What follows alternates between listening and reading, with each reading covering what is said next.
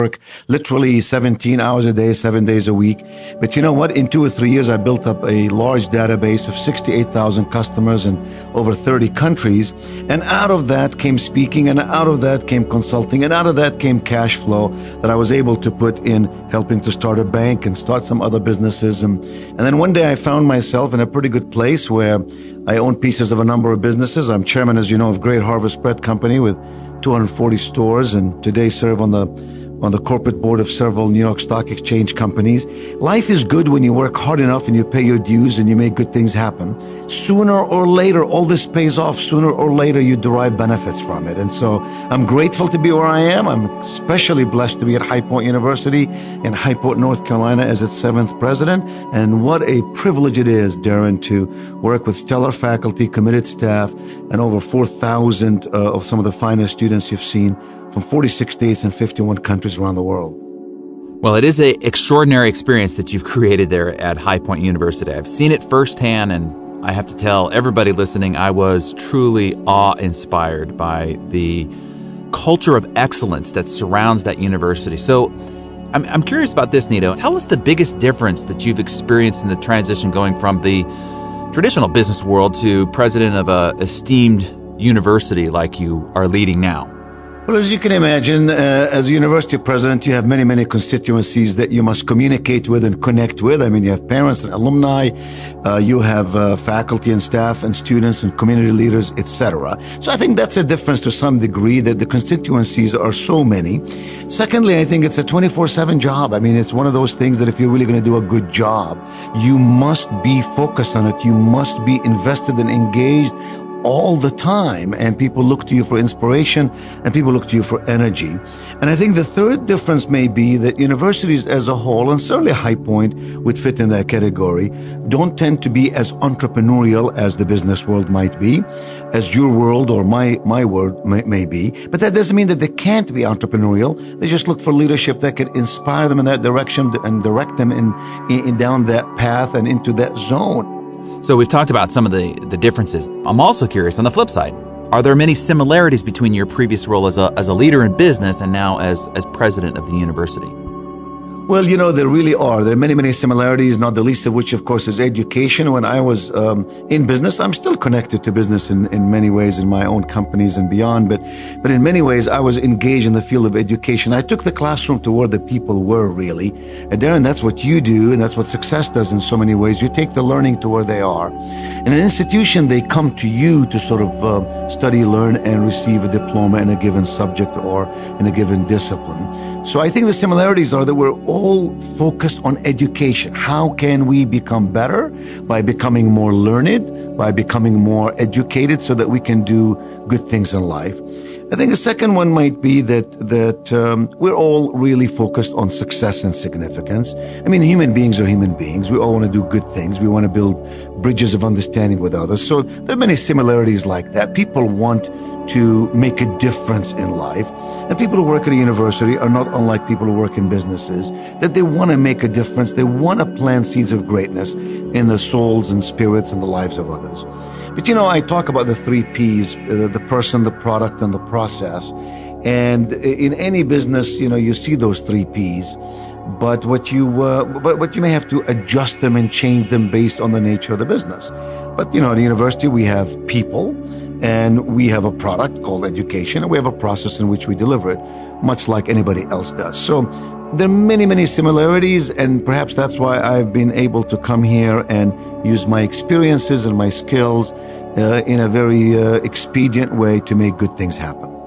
Well, after my personal visit to your amazing and beautiful campus, I pushed and prodded my editorial team to make you the focus of our corner office this month inside the pages of Success Magazine, because I just saw this incredible transformation that you've created at High Point. So I want to have you take us through that story of how you've done that, because visiting High Point University is almost kind of I would suggest, be a business pilgrimage that others should take. Like people go to Zappos to tour their culture or take tours of Google or Apple. I encourage businesses to go and take a tour of High Point University, and you will see a standard of excellence that you can see from every corner of the campus and on every square inch of the campus. And I was really, really inspired having walked your campus and seen what you've done there. Take us through the process. How was the university before you took the reins, Nito?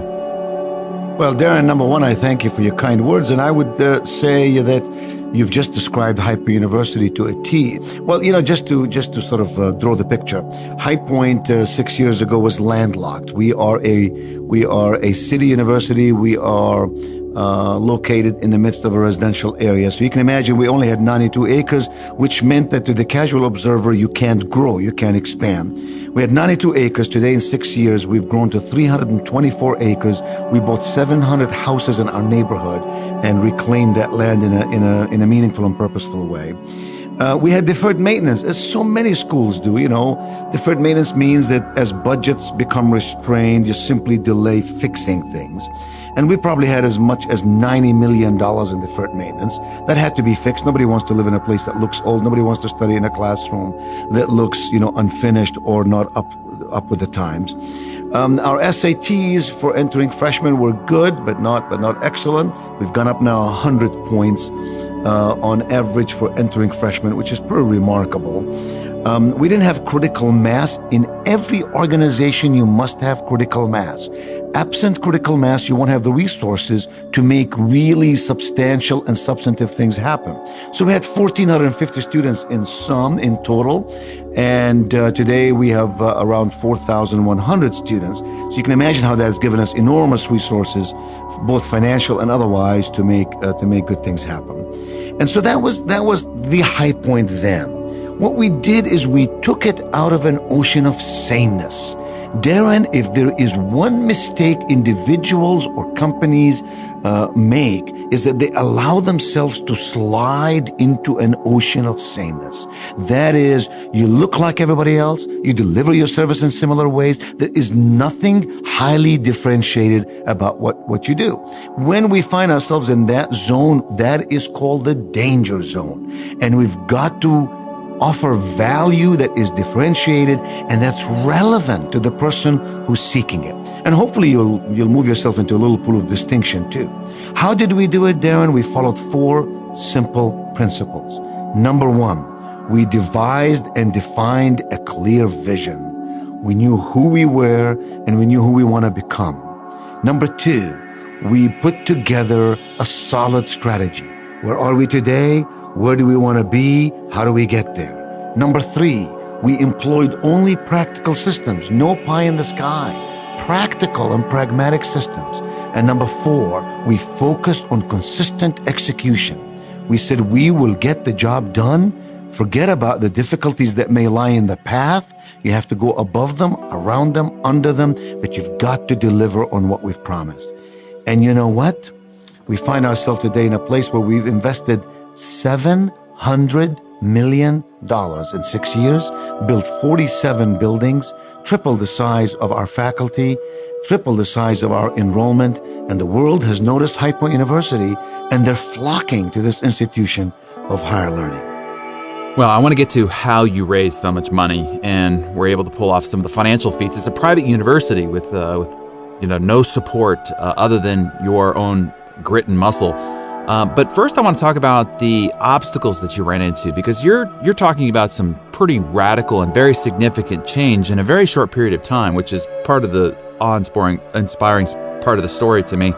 What were some? I just want the entrepreneurs who are out there who are casting a vision and they believe they have the right strategy and they're trying to put the right systems in and they want to have consistent execution, but they're going to run into obstacles. Just give us 1 or 2 of the obstacles that you really had to overcome so that everybody else can relate. Oh, okay, it's just not you wave a wand and all of a sudden there's this magical university, that you really had to endure some difficult landmines in order to get to your end zone.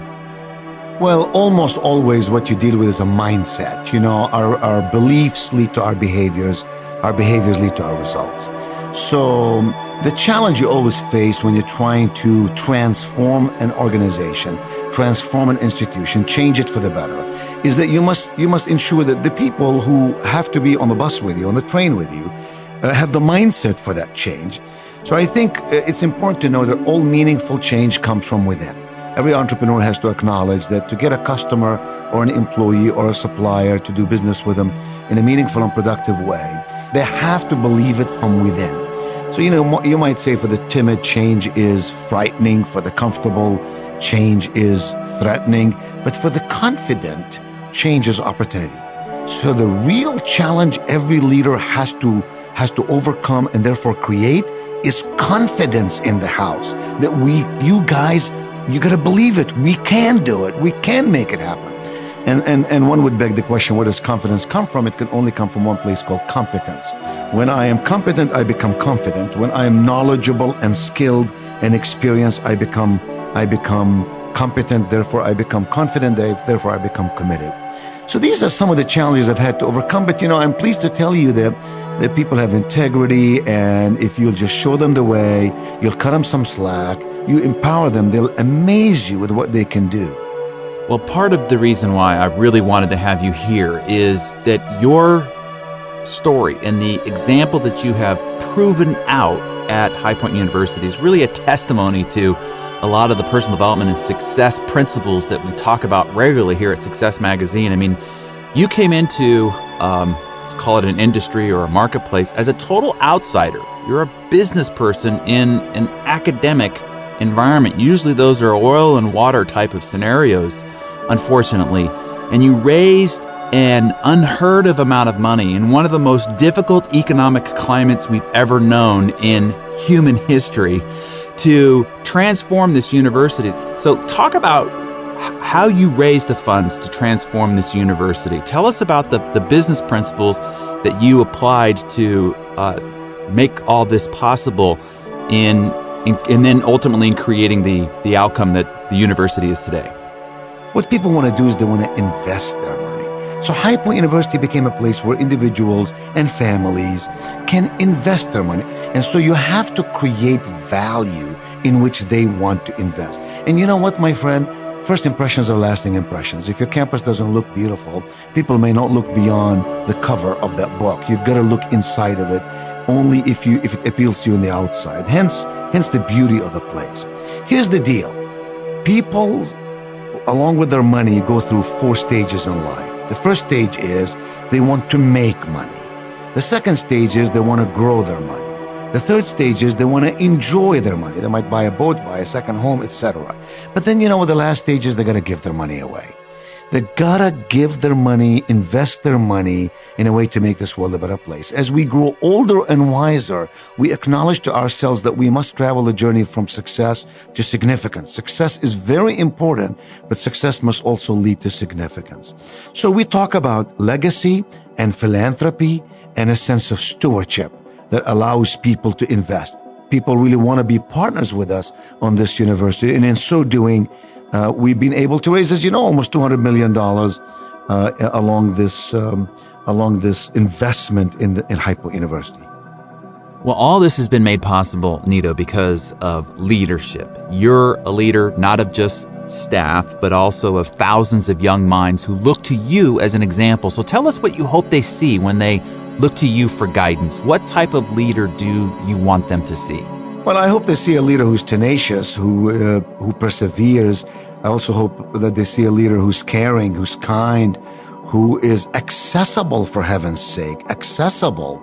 A leader who would sit down and talk with them and reinforce their ideas and reward them when they ought to be rewarded, and perhaps even reprimand when they need to be reprimanded, but mostly to guide and to coach and to mentor, to feed their soul. A leader who has both faith and courage, and when you put them together, you have the ultimate, you have faithful courage. A leader who understands that focus is more important than intelligence. While intelligence is very important, both intellectual intelligence and emotional intelligence, focus is the most important of all. A leader who believes in the art of the possible, that all things are possible for those people who are willing to work hard, who have the right set of beliefs, and who are aiming to reach the right zenith in life and to achieve the right results in life. And leadership is about the right choices we make. It's about the changes we're willing to adapt ourselves to. It's about the people we choose to hang around with. That's what I hope they see. Well, do the favor to our listeners and try to boil this principle of leadership down to one. I mean, give us One philosophy that when they turn off the CD, this philosophy will make them a better leader today. And 6 months from now, they'll still remember this because this one philosophy has been a guiding beacon for them ever since this discussion. Well, Cavett Robert in the National Speakers Association used to say school is never out for the pro. That the pro must constantly understand that you have to be in a continuum of learning. That you're as good as the books that you read, the people you hang around with, the lectures you hear, the CDs you listen to, the magazines you absorb, the seminars you attend, the coaches you have in your life. So that one thing would be learning. Learning leads to growing, and growing leads to better results. Fantastic. So to better understand kind of what you've created there at High Point University, explain how the High Point University model that you created is different from other universities out there. What makes High Point sort of stand out from the crowd? There are so many things that make High Point University distinctive. Clearly the academic rigor at High Point, clearly the faculty who are very learned and who are stellar and who bring to the classroom both inside and outside in terms of holistic education, the kind of fundamentals that can nourish a student's mind and nurture their heart. But more than that, High Point is a values-based learning community. Here, everything is based on a value. The value of service, the value of fellowship, the value of learning. Everything is based on a value, the value of generosity. William Barclay once said, always give without remembering, always receive without forgetting. You know what? When you walk across our campus as you did, you see how pristine it is. There's not a piece of paper on the ground. There's no word of graffiti on the walls. And yet you notice that there were no signs saying, do not litter. You notice there were no signs saying, be nice to each other. There were no signs that said, be generous. It's just in the environment. If you create an environment in which people can see that if they'll raise themselves to the highest bar of delivery of excellence, then their life will become better. Just create that environment and watch how people would want to be a part of it. One of the greatest lessons I think you passed on in that discourse right there, Nito, that every business leader can learn from is that you said that your institution and your staff model the behavior that you want. And when we were touring the campus and I had asked, why so much time and attention and money investment into making this such a spectacular resort-like experience, and you said, people will raise themselves to the level of the environment. And that's why we wanted to create an environment of such excellence, because then they will raise their level to excellence. And so I think that it could be true in any environment that an organization has. If you raise the environment level, people will raise themselves to match the level. So as we start to wrap things up today, Nito, share with us the one thing you hope all the students who attend High Point University, and now your students here at Success Magazine, leave with. What is the one crucial thought or skill you want to have ingrained on them from their time at the university and now their time listening to this discussion? In a responsible and meaningful way, you can get anything you want in life as long as you're willing to travel the journey in a serious and meaningful way. In other words, you can raise yourself from the ashes if you're willing to work hard enough. You can overcome adversity if you'll simply focus on the opportunity of abundance. You can be anything you set your mind to be. And again, I mean this in a meaningful and responsible way. If you're willing to work hard enough and smart enough, if you're willing to learn enough, if you're willing to take some risks and pay your dues along the path of life. That's what I believe in. Tell us one major lesson that you took away from the experience you've gone through and doing the turnaround on High Point University that any business leader can adopt and implement into their own business and entrepreneurial endeavors. Well, I think it would have to be that you have a doable strategy. I mean, obviously you have to have a great vision, but you have to have a doable strategy. I mean, at High Point University, what we did effectively are four things. What we did is, number one, we created value. We created value. We said at High Point University, every student receives an extraordinary education in an inspiring environment with caring people.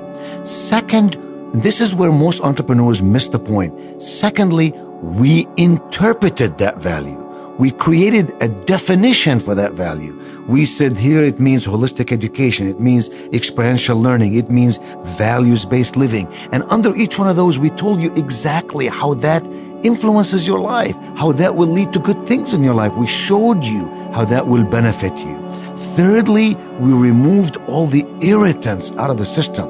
Darren, my goodness, so many companies and so many organizations, almost without realizing it, create irritants. They irritate their clients and their customers by the way they do things, by the way they bill their services, by the way the people treat their clients, whatever it might be. We removed all the irritants from our system. And number 4, we added wow to the experience.